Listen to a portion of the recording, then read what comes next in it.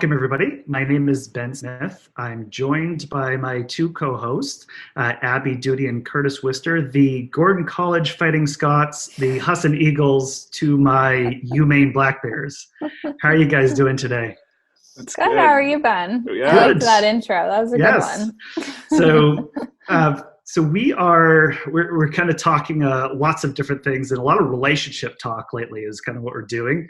And one of the things that we hear when we sit down with our clients a lot is they have this goal, they're entering retirement, and they go, you know what, I want to spend more time with my family.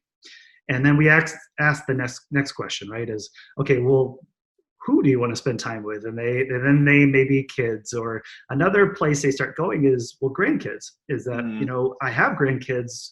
I'm really proud of them. I get to see them a little, but I'd love to spend more time with them. I love to get to know them. I love to share values with them. But I have lots of barriers here. I don't know what they're into. They don't really know me other than showing up at the birthday parties. So how do where I've binged on my career so much and I'm racing to that finish line, and now I have all this time as a quotient, how do I start that relationship? How do I make sure I'm bridging that in a constructive way versus they're like, I want to spend time with them. Maybe they don't want to spend time with me. How do I make sure they want to do that? So those are the things that we wanted to really work on here as a topic, is how do I bridge that relationship with kids or grandkids as I'm getting ready to retire? So that's where we wanted to go. And we have a really good friend, Chris McLaughlin, who is over at Northern Light Acadia Hospital. And he's somebody that has a lot of expertise in adolescence and development issues there, and kind of working with that population. So we thought he'd bring a really special lens to this conversation. So I want to welcome Chris to the show today. Chris, appreciate you being on. Thanks, Ben. It's great to be with you guys today. Yeah. So with all of our guests, right, is we want to get to know you a little bit and just spend a little time with you, hear about your perspective, and kind of hear a little bit more about you. So could you just start with where did you grow up? What was your upbringing like? And then your path towards social work and working with kids. Sure. So I am a Mainer, born and raised. I grew up in Old Town, so close by, and spent all of my years out in the Pushaw Lake region of Old Town. Took it for granted back in the day how special of a place it is, and try to get back there as often as possible. I'm also a UMaine grad, Ben, so go Black Bears. Sorry, Abby. Sorry, Curtis. Yeah, so I haven't left far from home. Growing up in Old Town and then going to school in Orono really solidified my affinity for this place, and Maine is home, and probably will always be home to some degree. As you mentioned, I am employed at Northern Light Acadia Hospital here in Bangor. We are a freestanding psychiatric facility for those that aren't familiar with our services. And in my role at Acadia, I oversee pediatric services as well as some of our community-based programs. My entire career really has been working with kids and families. And for the last 2 decades, I'm a LCSW, a licensed clinical social worker by trade. And so for the last 2 decades have been working with kids and families who on really all stages of developmental need and behavioral health issues. And really relationships is really the name of the game, Ben. You hit the nail on the head early on, that it's really about how do we get people to maximize their success in interacting with one another at any age, regardless of what's happened in the past. How do we move forward? Can you, I think one of the things I always like to know is we know what you do, we know maybe we'll learn a little bit more how you do it, but always the why, right? Is, you know, we all kind of have a gravity towards the one thing that we love to do. And, you know, with our team, we kind of almost feel retirement obsessed, is that we just want to know everything we can about helping our clients. So we have to become obsessed with kind of this kind of transition point and getting them through it. So with you, right, well, what was that spur that says, you know what, like, you know, social work, working with pediatrics, working with kids, this is who I'm about, this is what I'm passionate about, and why I do what I do every day? So I will acknowledge something I probably haven't said out loud to many people before, Ben. So this is a special moment for you and your Okay. listeners. All right. My moment was the first time I watched the movie Silence of the Lambs, which is twisted, but the role that Jodie Foster played, and just trying to that whole piece around the why, as you just said, why we do the things that we do, why we're driven in the places that we're driven to, but didn't really know at the time what social work was or that it existed. And it wasn't until I started working at Acadia in the very early 90s when the hospital first opened, at 19 years old, working on the pediatric inpatient unit. The first real job I had as I was a college student, and got to know and be really friendly with the clinicians on that unit, and learned of the field, and learned that maybe going to the FBI and interrogating folks in prison was not what I wanted to do, but really working in a different office setting with kids and families, and really helping kids be who they want to be, with families who can love them unconditionally and really help move folks forward. Not unlike the work you do with folks with retirement planning, goal setting is a big part of the work we do with kids and families as well. So helping kids and families meet their goals is really what we're about.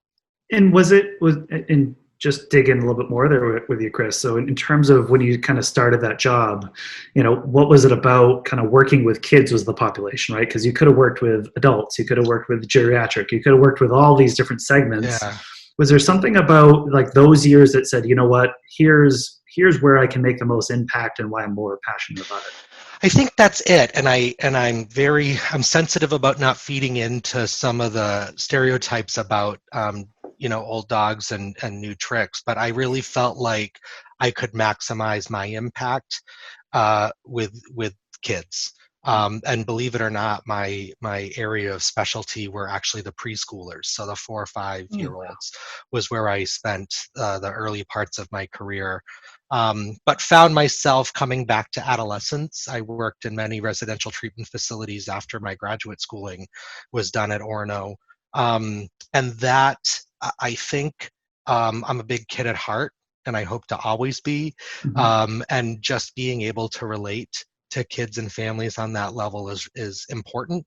And frankly, it's what I know. And so thinking about working with a different population kind of overwhelms me, especially at this point in my career.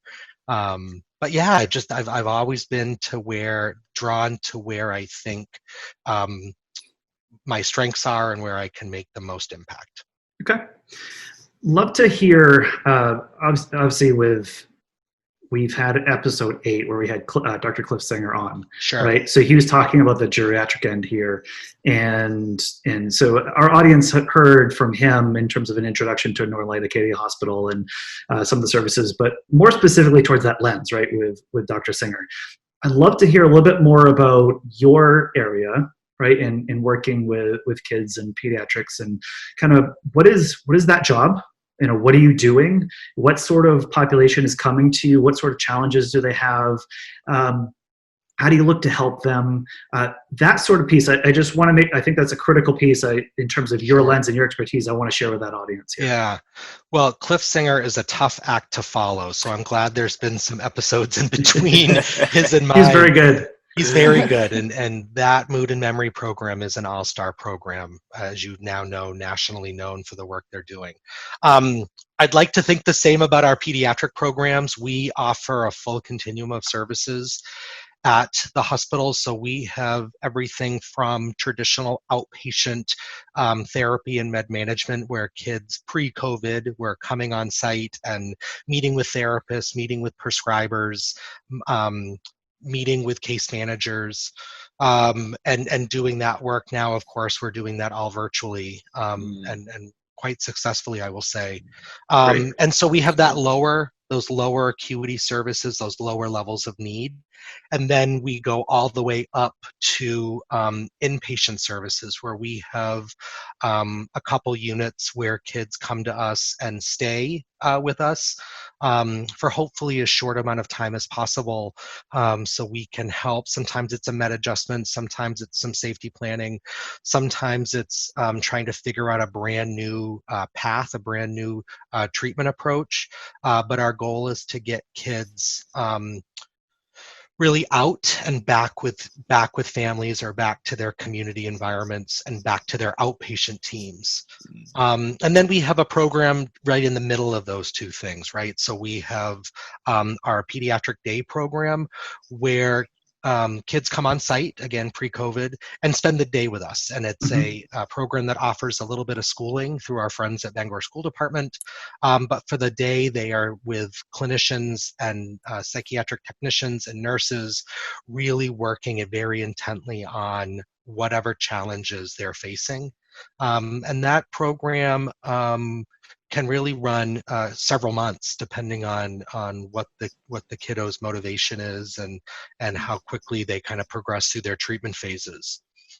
And then we have a community-based program. So we have clinicians that we have out in schools all over the region, who really are doing traditional school social work, and some outpatient therapy for kids in that school setting. It's a real barrier reduction approach to getting kids treatment without needing to miss school to travel to appointments. Unfortunately, just the state of kids services right now, it's not uncommon to have kids and families traveling sometimes 3 hours one way from the county to come to their 45-50-minute appointment. And so this, I will say, I'm a silver linings guy. So this move to telehealth that COVID has brought all of us has really opened our eyes and our families' eyes to how we can deliver services more effectively and efficiently for everyone.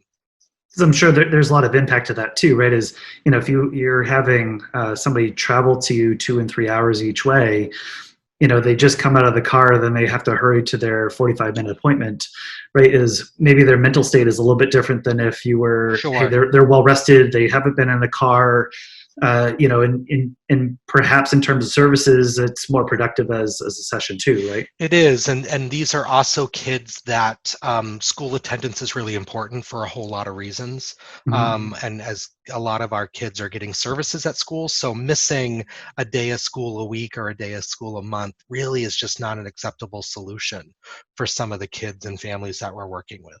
It's a double-edged sword as well. They have to make a choice.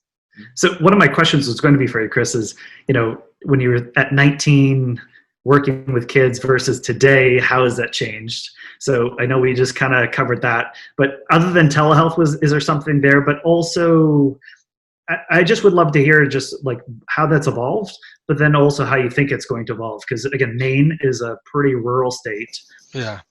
We are in a rural area of the state. Abby's in Portland sitting right now, so a little less so down in her neck of the woods. But in terms of the service center where you are in Bangor, right, is you have just a very large geographic reach, and you're trying to support everybody and finding ways to support the need that's out there, which we know is pretty big. Yeah, sure. So our goal, and a big part of my role at the hospital, is really to develop systems of care that can bring services outside of the brick and mortar facility. How do we bring services to kids and families? How do we deliver services in their natural environments, their own communities? And how do we partner more effectively with those communities, whether it's school, public safety, or other community providers, community stakeholders? How do we partner better to keep kids and families living together and intact? What we know is that kids tend to do better when they're surrounded by loved ones, just like all of us would. when we have support systems, natural support systems, we tend to do better. So while it is absolutely essential at times, and critical safety issues when we have kids that need to come into our inpatient service, again, our goal is to get them out of that setting as quickly as possible and back to their natural support systems. And that's really what Acadia is about, I think, is having a well-defined system of care where we can intervene at every level of need, from those really check-in kind of appointments once a month, once a week, all the way into 24-hour care, Okay. and moving kids back and forth as needed. Great.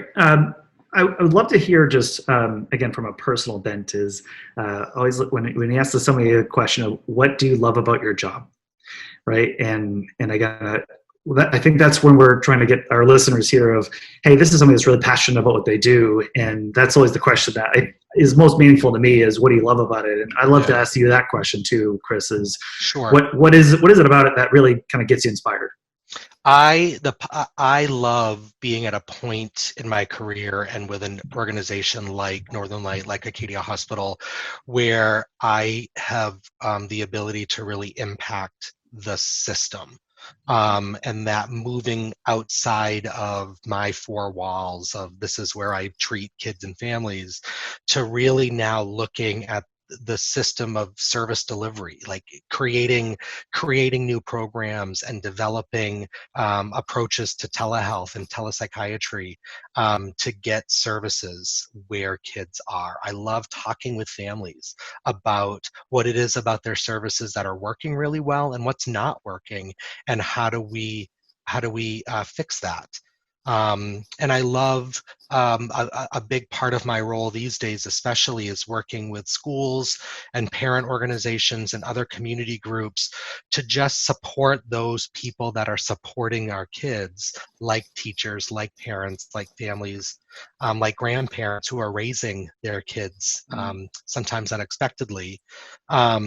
How do we support the supporters? So we're doing a lot of training right now on managing stress and anxiety during this pandemic, focusing on issues related to grief and loss that folks are experiencing during this time. We're in graduation season, we're in prom season, all of those pieces. This is spring sports season. So we're really doing a lot of work with teachers and parents on how do they best manage all the feelings that they're having so that they can be ready to support their kids.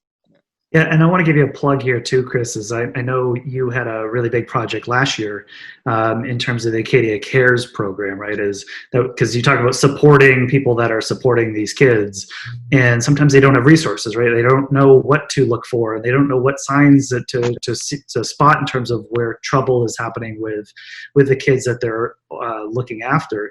Can you just spend a second on that Acadia Cares program? Because I know it's actually gotten some really good national attention in terms of the quality and the level of work that was done.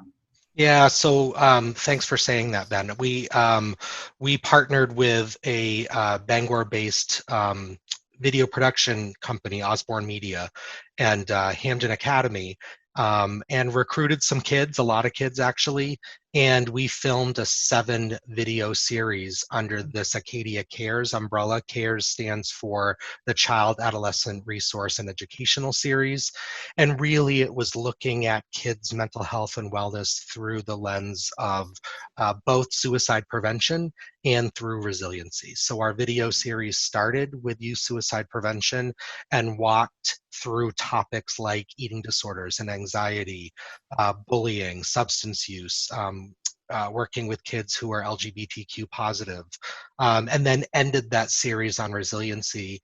And then we developed a box set that we created 500, and we were able to send this box set of materials, the videos, a facilitation guide, some crisis resources, and we got that in the hands of schools and community organizations all over Maine, and are using that facilitation guide right now to do a lot of that training that I referenced. Yeah, so thanks for saying that again. It's well, and Chris, why I brought that up too is look at, I think this is for anybody that is a stakeholder in a child's life, right, is, hey, I care about this child for whatever relationship I have to them. Those videos give a lot of great tools, give a lot of warning signs of things to look for from experts on your team. And you don't have to be in Maine. You could be anywhere, and take the 5 minutes to 10 minutes to look through them and go, hey, I have concerns about this child. And in this case, we're kind of want to apply a lens of maybe a grandchild, but hey, I'm trying to apply this, and I'm seeing that they're not connecting with me because of this, and this concern. And maybe it is an eating disorder because I'm seeing them leave the kitchen table after having the meal, and maybe that's something I should look into. And here, so we want to put those resources on our blog as well, so that our population that are listening or seeing this video, however they're consuming this content, they can then go and see these videos too. So I want to put that out there too. So it was just a great toolbox regardless of the setting. Yeah, and I'll make sure you have that resource. All the videos are able to be seen at no charge on our Northern Light Health our landing page, and there's also a link for folks to go to if they want to learn more. And we are happy to provide any one-on-one coaching or consultation to anyone who calls and says, "Hey, I'm worried about my blank, my grandchild, my granddaughter, my nephew." And we are seeing, for right, wrong, or indifferent, we are seeing a larger number of retirees who are caring, again, sometimes unexpectedly in a very unplanned way, caring for their grandchildren, and they are struggling with not just what their grandkids are going through, but also like, this isn't how I envisioned my life at 67 years old. Yeah. This isn't what I was supposed to be doing, but it's what they have to be doing right now. So, with the opioid epidemic being what it is, we have grandparents who are grieving the loss of their own children who are dying by overdose, but are now raising their grandkids who are grieving the loss of their parents. And so these complicated factors, it's no wonder that families are struggling a lot right now. So And you have more of a generational disconnect too, right? And that's where I want to go with you next, Chris, is, sometimes you have, it's not just relating to your direct children, right? Is, hey, we're 20, 30 years of difference or whatever that difference usually is, and connecting to kids, and well, it's different than how I grew up. And sometimes we have a framework that we apply on the next generation, because I did it this way, you should do it that way. Oh, we're going to get into that for sure, Ben. Okay. So then even worse to say, hey, now I'm 2 generations removed, and you have kids that are all into Fortnite and Minecraft and TikTok videos, right? And here you have that, and you go, grandparents going, I don't even know how to spell TikTok, much less even what that thing is. So so my question really to you, Chris, is, all right, so how can an adult who's working with a younger child, how can they, if they don't have a relationship with them, right? And so start from a neutral perspective first. They just don't really have a really existing relationship that's great. How can they start moving it from a foundational relationship, again, parent to child, to something more, again, grandparent to child, in their retirement? That's really the fundamental question we want to start with you. Yeah. So the first thing I will say is that I was thinking about that question, and I was thinking about the parallel to the work that folks do to get towards retirement. And really, it's about attacking that goal and committing to the goal and dedicating resources to that goal. And so if the goal is, I want to have a relationship with my grandkids, then sometimes it's helpful to have a relationship advisor kind of plot out those steps with you, or think through those steps. And I'm hoping that this podcast can kind of act as that advisor for some. But really, it's about the commitment to the goal. And it's probably the things that the 3 of you say to your clients every single day. You remember your plan, remember your commitment to that plan, stay focused on the end result, stay focused on the goal, keep your eye on the prize. And so relationships with family members, it falls into that same camp for me. The second thing I'll say is that it's got to be genuine, it's got to be authentic, and it's got to be intentional. Kids today see right through any of that, anything fake, anything non-genuine. They're experts at that, more so than any of us. And so folks have got to be really committed to the goal, but intentional and genuine in the goal. So I think it's about focusing on empathy. Find the things that we have in common with each other, not focus on those things that set you apart. So like you said, Ben, it's really easy to be like, well, that's not what I did when I was in high school, or I had my first job at 14 years old. But we spend a lot of time, it's really just human nature to kind of focus on what differs us from each other. And so you got to flip that script and really work on building the connection of what brings us together. Put the kid in the place of teaching you. Make the kid the expert and show, again, genuineness. Like you mentioned Minecraft, it's the grandparents sitting with the kid and say, you know what?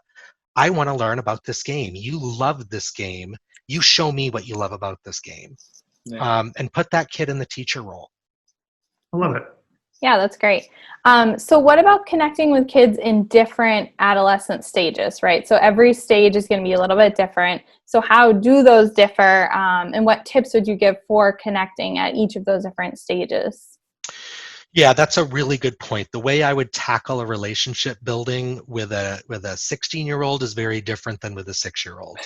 And so some of it is kind of keeping in mind that each of those age groups need a little bit something different from the adults in their life. And so when I think about kids, the elementary school age, lower middle school grades, they are so hungry for recognition.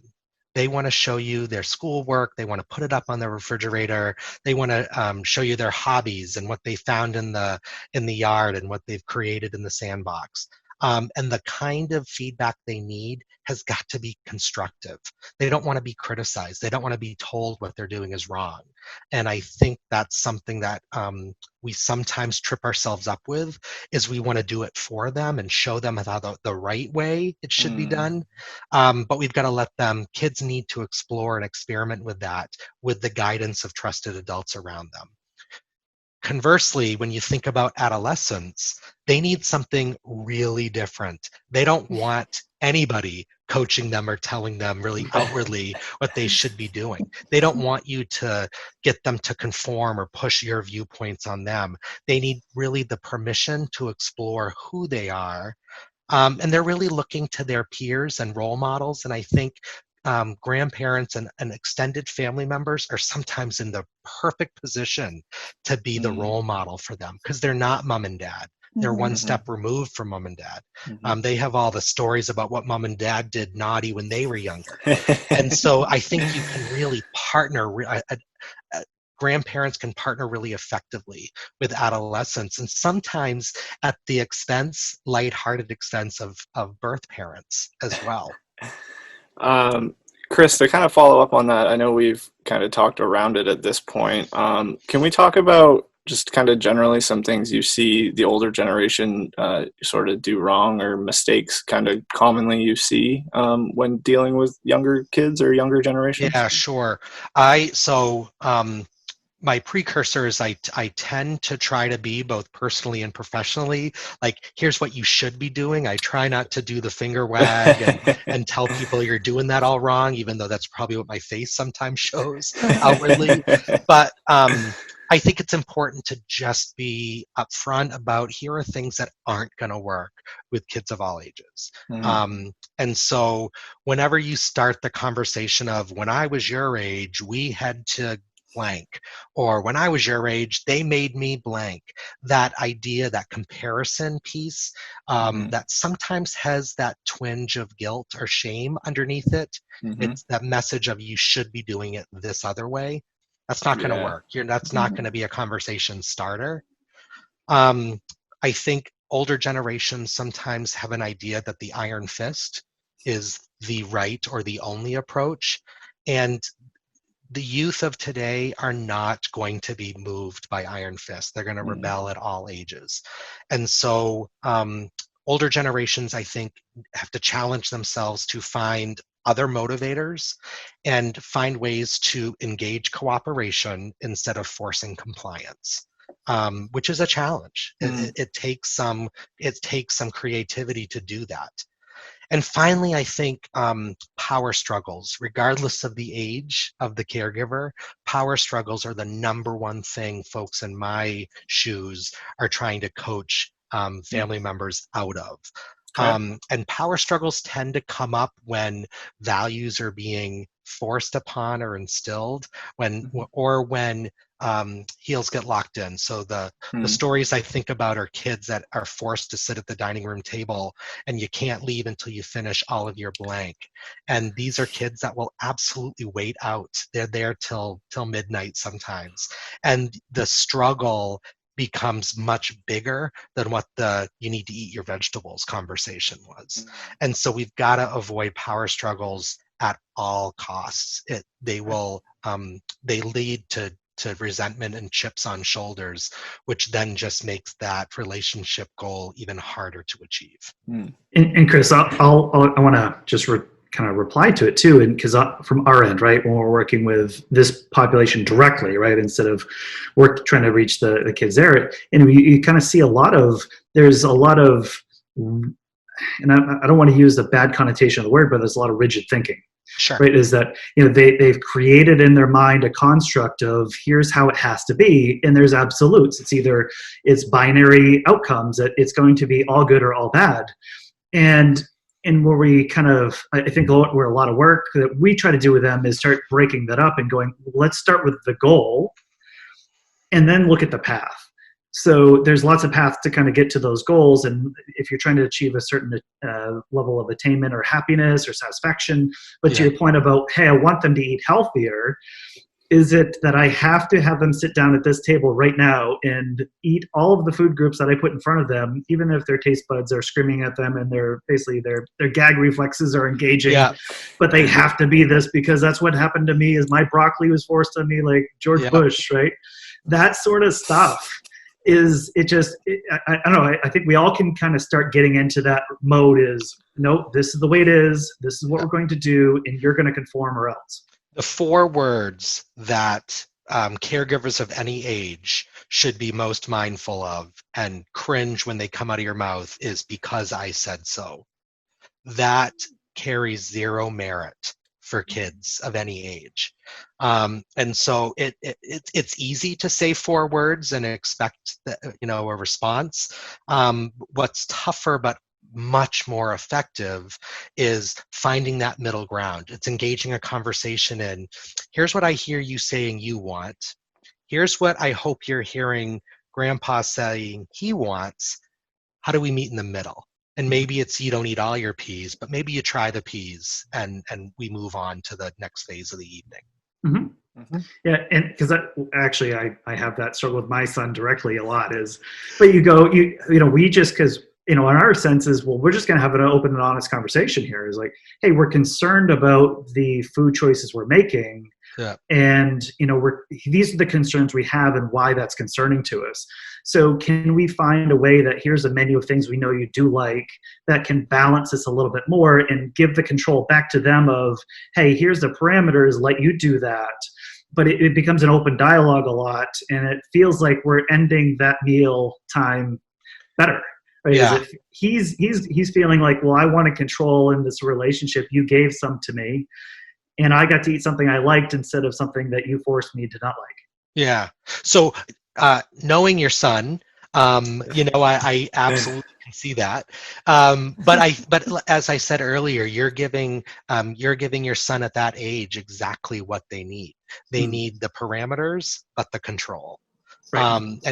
I say to families all the time, you want to save the "because I said so" for absolute safety issues, like whether it's around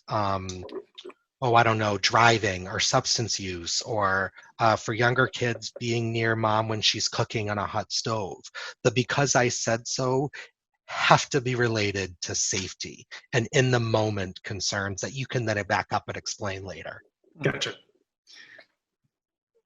So kind of shifting gears, and we touched on it a little bit, about some of the myths of this generation of kids, right? So we've kind of alluded to it a little bit about their behaviors, but what are some of those common myths that you hear? And are these new trends, or are these repeating? Kind of what are your thoughts around that? Yeah. So I did a little bit of research. I'm a social work nerd and I embrace it.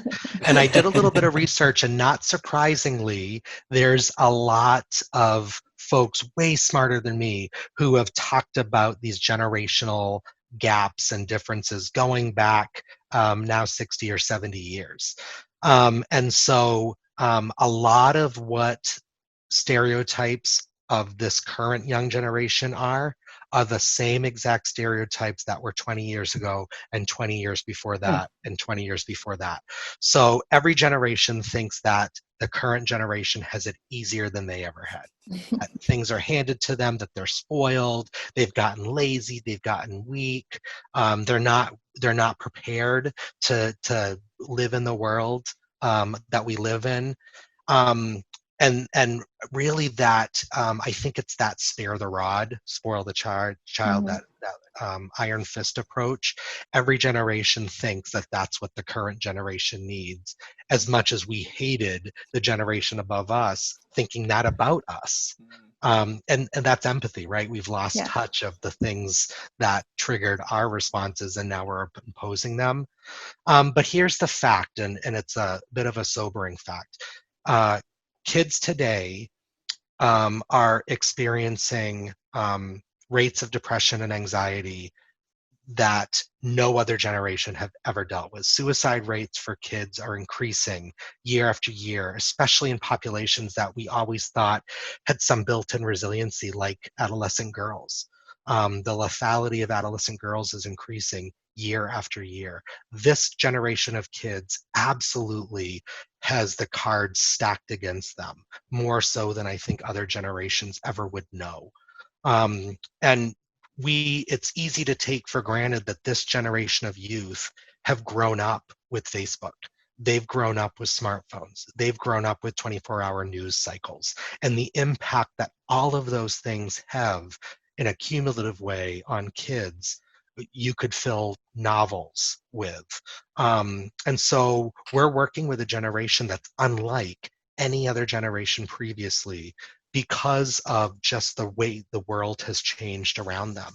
And make no mistake, we'll be talking about the impacts of the coronavirus on kids for years to come. Yeah. We cannot rule out what this current pandemic is doing to kids, and we won't know for years to come, really. Sure. But I think it's what's important is, again, to step back and remember what it was like to be a kid, and what it was like to have your grandparents or your parents call you lazy or tell you to get off the couch and get a job, and our parents before that to get off the couch and get a haircut, and it just goes back so far. It's empathy.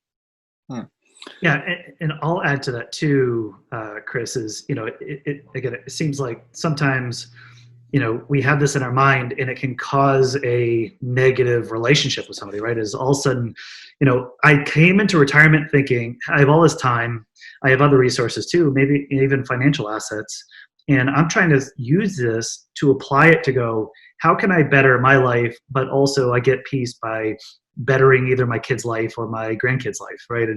And that I can only imagine, right, is, you lose a child to the opioid addiction, and all of a sudden you're inheriting a grandchild. And now all of a sudden it's like, hey, I'm coping and grieving from a loss I never thought of, and having to, it's now on me to make sure our family continues to grow and achieve. And, I have to jump into that role to continue and foster this family relationship. So it seems like sometimes that you could see where parents or grandparents could start out on a bad note with kids, or they just are in a rut, right? And, you hear of, and I was at a conference one time, and one of the speakers there was asked a question about this, right? What do you, I have a bad relationship with my son, And, my concern is I can't just get out of this bad rut. Is he does something, I'm annoyed, I then punish him, he gets more upset, and we just continue to go round and round the circle. And the speaker then asked the question, which I thought was one of the best things he offered was, when was the last time you went on a date with your son? Mm-hmm. Right. When was the last time you extracted yourselves from the situation and said, what's something we can do together that brings us together and we enjoy a moment of happiness? Right. And enjoy a moment of us connecting back together. So, and that's something I've used when we've talked to people, when we're hearing that feedback of, all right, when have you done that? But I'm interested in your take here is when people are stuck in that rut, and that's just one specific thing I've heard and thought of, but what steps can someone take to get that relationships to a better place that maybe doesn't include that, or there's other things that they could do to get there? Yeah. So one thing I have been guilty of saying over the last several years is asking the question of my parents and grandparents, who's the adult in this relationship? And I don't mean that in the sense of who's in charge. I mean that in the sense of who's of the maturity level, who's of the intellectual level, who can we expect to rise above the cycle, the back and forth? Is it the 8-year-old? Nope. No. Is it the 68-year-old? Yeah, I think that's a fair expectation. And so sometimes it takes a lot to unplug, to disengage, and to rise above and intentionally break the cycle. And I keep coming back to that word about intentionality, because I think it really has to drive your actions and what you're doing. You've got to have a plan. You've got to have an end goal. And it's got to be starting slow. When there's rough waters under those bridges, you can't jump into it all at once and expect it to come out as great as you would hope.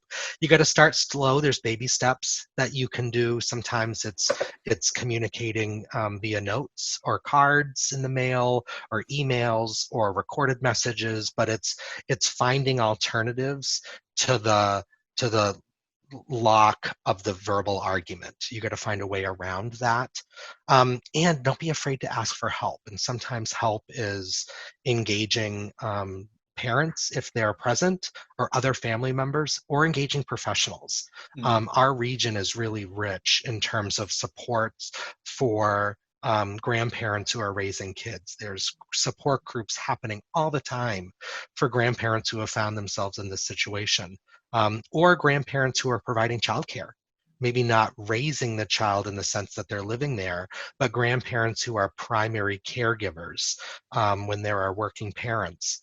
And so there's support and help available, training and education, but mostly just the peer support of somebody else saying, yep, I know what that feels like. I've been there. Yeah. And I'd like to ask just specifically to that, Chris, right, is to say, hey, because one thing to say there's support available, but I'd love to go, hey, I'm in a situation right now, maybe I have inherited a grandchild that I'm taking care of, or, maybe I'm providing daycare to that child because my kids themselves are working, right, and I'm providing care myself, and I feel unprepared. I feel I'm unprepared. I feel like I'm undertrained. Maybe I'm underappreciated. I don't know. Well, there's a lot of feelings with that. So how would they engage with, maybe it was with your organization, Chris, or where would they go? It's like, I need help. I'm thinking of this right now. I don't know where to go. I feel very siloed. I feel very alone. And I feel like I can't even maybe talk to other people about this because maybe this insecurity challenge. What are you talking about? How hard is it to take care of Johnny? I mean, that's not a big deal, right? Yeah. Yeah. So as I mentioned, we are always there to be a resource. Whether it's a service we can provide or not, we're happy to talk with folks and point them in the right direction. 211 here in Maine is also a great resource. There are grandparent supports that you can find locally here in the greater Bangor area. And actually, I think this is a statewide organization.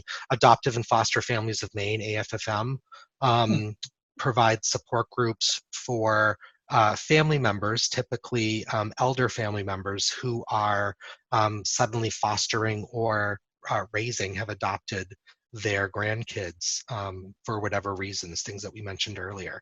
But I think 211 is an excellent resource for these grandparent supports. And then they would be connected right to, all right, here's the agency, here's the nonprofit, here's a Yes. group, Yep. whatever. Referral numbers, calls. Yep. Eastern Area Agency on Aging. I know you also had Diane Walsh, who's a Episode dear 2. friend of mine. Yep. Diane came on your show, and Diane is a wealth of knowledge of what's available for grandparents in this region as well. Yeah, because I think it's just important just to have something specific to say, okay, when you need help, the first place you got to go is 211, right? Is here's where you need to go, because it just feels like they go, well, do I call Northern Light Acadia Hospital? But now I know it's a hospital, and am I going to get charged something because of that? And I would start with 211, and Okay. then and then I think as the needs of the child escalate, there are additional resources. The GEAR Parent Network, GEAR Parent Network, is an organization that's parent run, and that's specific for parents or family members of all ages who are caretaking for kids with special needs. And they run educations and trainings and support groups and one-on-one sessions, but it's parents talking to parents. And there's a lot of power in that approach as well. So just shifting gears a little bit, right? So retirees generally have more financial assets available to them, right? Which is something that we certainly help with all the time. So how can that be useful in helping with family relationships? So no financial advice here, right? But just giving some assistance on how to, maybe they can use those resources to build family relationships, or is there a better way of going about this versus maybe not such a great way about going about it? What are your thoughts on that? Yeah, it's a great question. Again, it's about intentionality. Mm-hmm. And I always encourage grandparents, before you go out and buy X, Y, or Z, you might want to make sure that parents are okay with X, Y, or Z. Like, don't go buying your grandchild a car if they just turned in an all F report card, and that's not going to fly with mom and dad. So it's got to be done, I think, in collaboration. And it's got to be intentional. You can't buy true love. It may feel like you're buying the relationship, but we know that just doesn't exist. It's, I think, taking an interest in that youth's activities, supporting their hobbies, go a long way. And I think about kids who are building models or flying drones or into photography. Grandparents who can buy that next drone up, or buy that next camera quality up, could really help support the hobby, support mom and dad, and make their presence really be known, that they're here to help and they're taking an active interest in these hobbies. And the other thing I know, for folks that they find this in their budget, the vacations together. I know many friends whose grandparents have done weeks at a camp, or family cruises, or times in Disney together. Buying the experience, or providing the pathway towards the experience, I think, can also be a really unique way to create some memories. And that's really what that's about for a lot of retirees.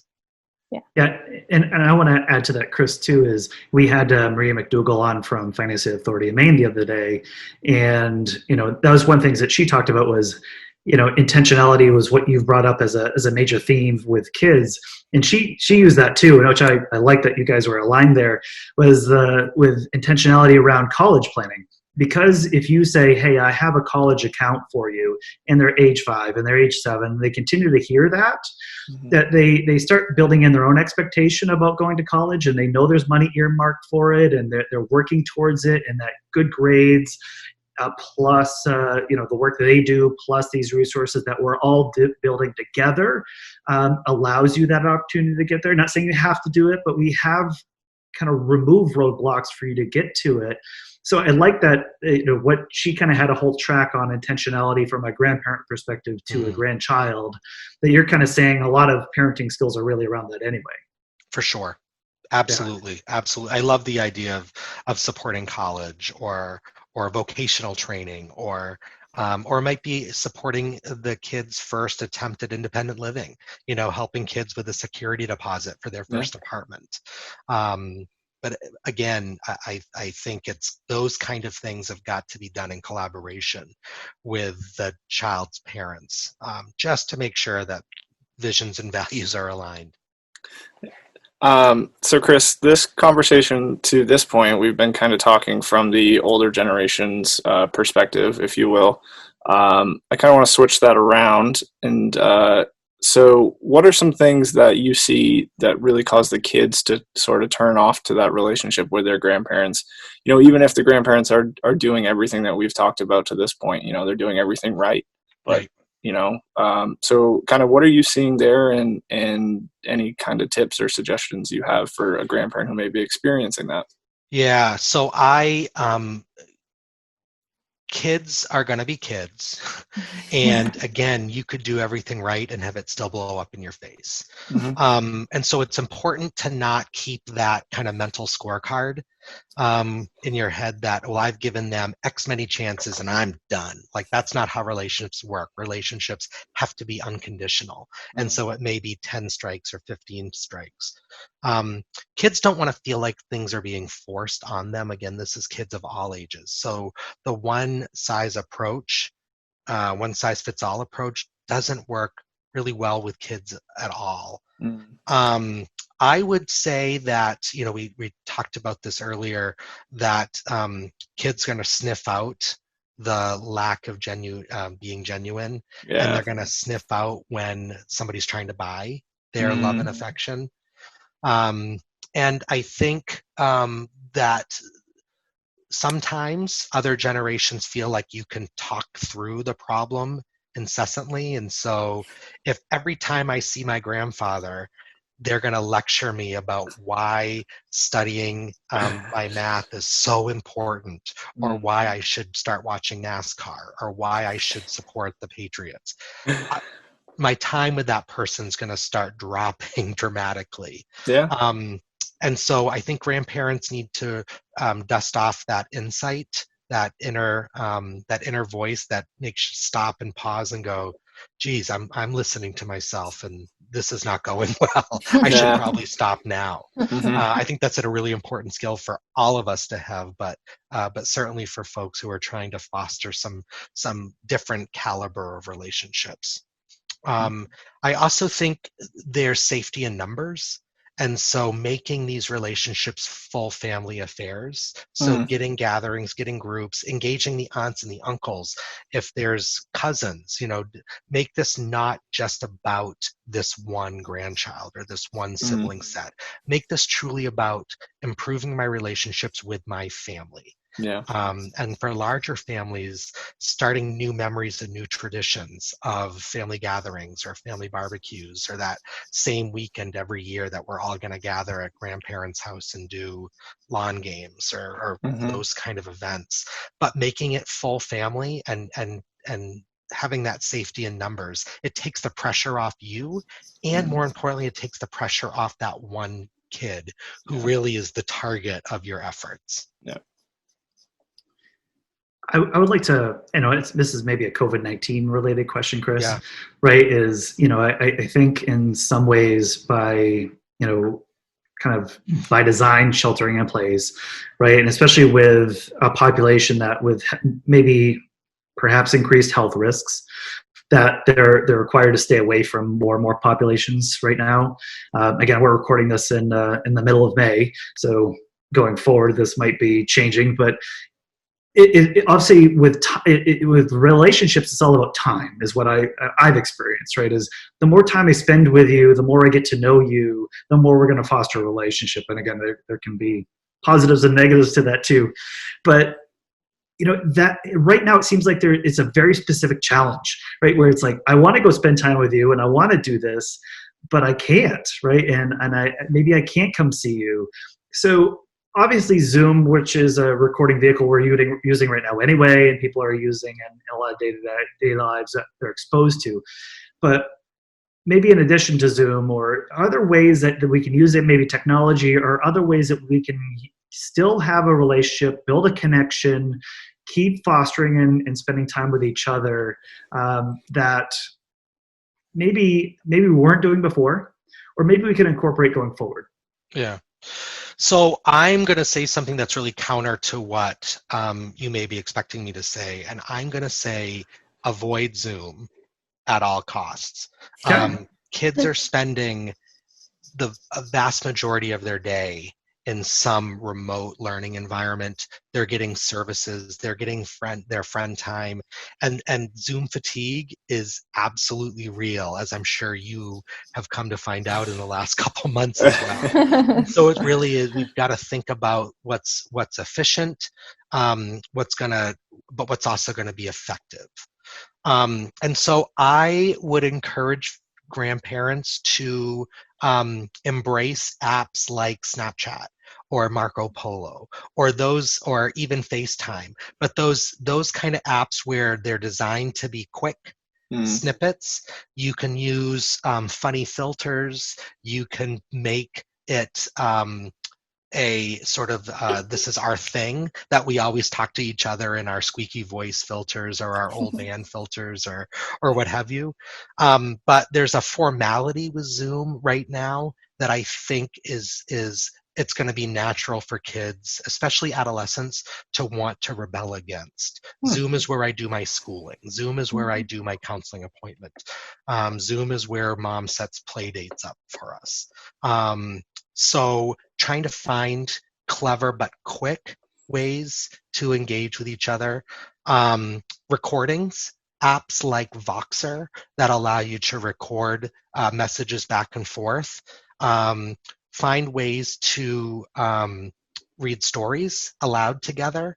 Buy the same kid book for home and the same kid book or chapter book that's at grandpa's house, and read them together over the phone. I think one of the things we've learned is that the visual is really helpful, but it's not the most essential part of virtual conversation and communication right now. And embrace the postal service, like send cards in the mail, put together pandemic survival kits. Again, it's about getting to know each other. Create a scavenger hunt where you can send challenges to each other in the mail, and things like escape rooms, creating your own way of solving puzzles together, things you have to collaborate on instead of compete on. And scrapbooking and photos, and there's all of this technology that allows you to share a journal back and forth. I love the idea of doing writing prompts. So for kids, or art prompts, coloring prompts, draw your favorite memory, what does this music make you think of? And ways that you can communicate across generations without feeling like you've got to be in front of your screen for one more formal meeting. Chris, I got to say that was one, as you said, 180 degrees from where I thought you were going to go. Yeah. It's like that is like, oh, just hop on a Zoom and see everybody. Isn't that great? And I did not expect you to kind of go there. In fact, I worry that the kids' exhaustion from some of this technology could be interpreted as a lack of interest or a lack of investment in their part. Gotcha. It could be interpreted to the grandparent of, well, they don't want to have a relationship with me, Yeah. And again, it's empathy. These are kids that are sometimes spending 5, 6, 7 hours a day in virtual learning environments. Well, the last thing they want to do is one more at 7 p.m.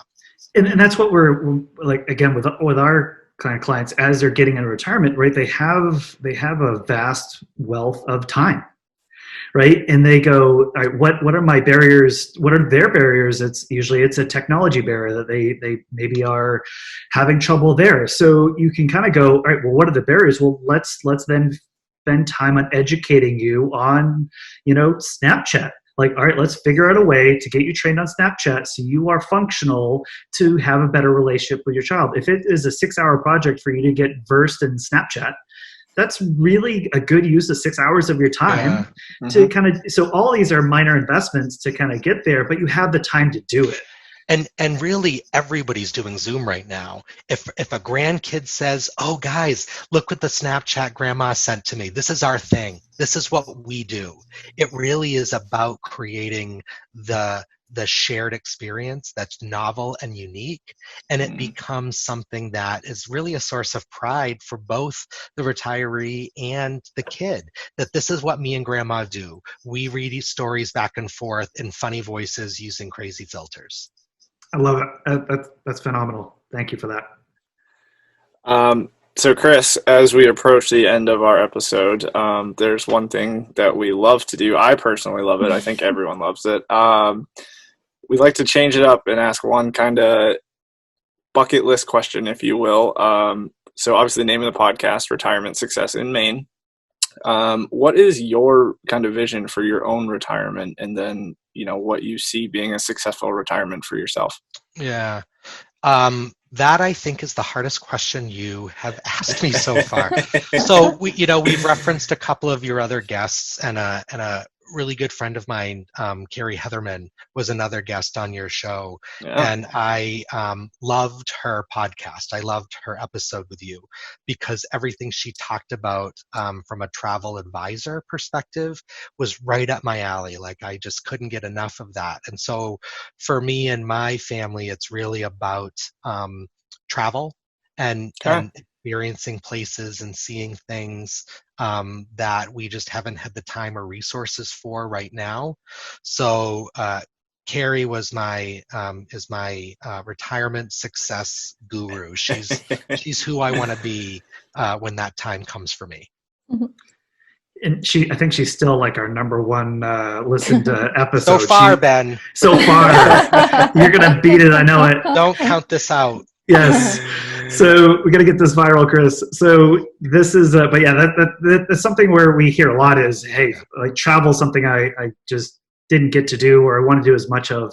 So I appreciate you sharing that. That sounds like a lot of fun. Yeah, I that is definitely my dream. Okay. Well, Chris, thank you for being on the show. Appreciate you sharing your knowledge with us. Hope to have you back at another point because I know there's about 40 more questions we could have gone through today. But thanks so much. We really appreciate it. Yeah, and I really appreciate the invite to come on. I think what you guys do is really amazing. So I hope this is a topic that folks find more interesting than travel. That's right. Record. All right, Chris. Well, take care. Be well. Thank you so much. So getting a better relationship with kids and grandkids, right? So good topic today. Again, Chris McLaughlin, of course, really great expertise bringing to the show. So good to have him here. I think that's something where, realize in the state of Maine what type of resources you have and what sort of expertise. So good to have him here from that end. We always like to wrap up our shows, of course, with lessons that we like to highlight and things that we learned. Maybe, Abby, could you start and bat us off in terms of the lesson that you took away from Chris's talk with us today? Yeah, absolutely.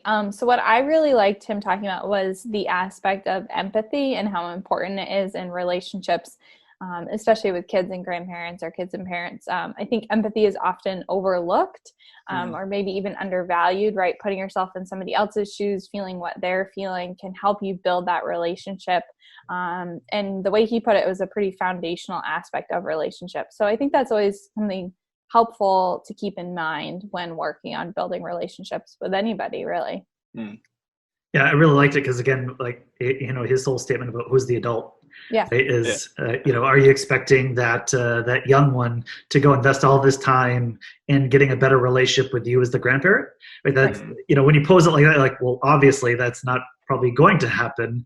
So if you're there's gonna be things you're gonna do that's gonna be out of your comfort zone, right? Is you're gonna learn. I'm gonna have to learn Snapchat. I never thought I was gonna have to learn that and spend 5 hours on YouTube, like figure out which button to push and how long and filters and stuff. So yeah, you can kind of go, I see where that's a challenge, but it's not insurmountable. So having the empathy kind of makes you motivated to want to do it. So that was a really good point.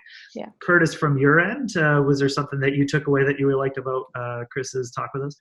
Yeah, it was kind of small in scope of the whole conversation. I think he referred to it as the 4 most important words, or the 4 words he stresses the most to not use is the "I told you so." and more so kind of the idea he had with saving the I told you so's for the really important moments. You know, it's don't sit there and scold a child or a grandchild and say, you know, eat your green beans because I told you so. It's more so the, you know, drive safe with your friends, or he brought up substance use and things like that. It's, you know, the idea of really saving it for when it counts, you know, sort of a different way of looking at like the boy who cried wolf. You know, if the kid hears I told you so all the time, he's like, well, so what, you know? So I thought that was really interesting. Yeah, because it's missing the why, right? Is right. You know, part of parenting is that help them understand the situation and why this would maybe be a good choice and why that's a bad choice, and letting them choose still, and giving them freedom and control and power is always important. But having those parameters so that here's a new situation we haven't talked about, you can work through it yourself and, you know, kind of go from there. So that's a big one. Yeah. For me, I know we just kind of concluded with it, but and we're kind of using this technology ourselves, but Zoom, right? And, you know, the three of us, of course, we're doing a lot of meetings on Zoom right now, right? A lot of our clients are reaching out to us, and we're doing, you know, I wouldn't say a majority of our day, but a good part of our day is using video technology, and to then go, hey, by the way, you want to have a relationship with somebody, or you want to take time out of your personal time using this. I can see where this is a fatiguing thing, right? Because this is, you know, school for kids, work for adults, is we're all kind of into this, and probably this is something in some manner of our lives will stay, is using this sort of technology going forward. So then relying on it even more to build your personal relationships, I can see where that's a negative connotated thing that we maybe shouldn't do. So I liked how he gave some tips of, you know, using the postal service and writing letters, or making scavenger hunts, or, you know, finding, as he said, other technologies to use that are maybe more in their terms and less kind of connotated to the things that are maybe more professional or more structured or rigid in their life. So I thought that was a really good takeaway, which people can use right now is, you know, don't force it. I think there's other ways that you can be fun, be light, and try to reach that child or grandchild another way. So, well, thank you all for attending our show today. So we are episode 19. Getting up there. 19. So our last teenage year here. So if you want more resources, so Chris gave us a bunch. He's actually going to give us a bunch, he said offline, that we can use to share with you as well, in addition to the Acadia Cares videos. But you can go to blog.guidancepointllc.com/19. Yep. So go to that website. It'll be this show page. You'll have the transcription. You'll have all those links that Chris shared with us. Anything you need, hopefully you can find to better your relationship with your grandkids. But thank you for tuning in to the Retirement Success in Maine podcast. We really appreciate your listenership. Appreciate you tuning in, and we'll see you next time.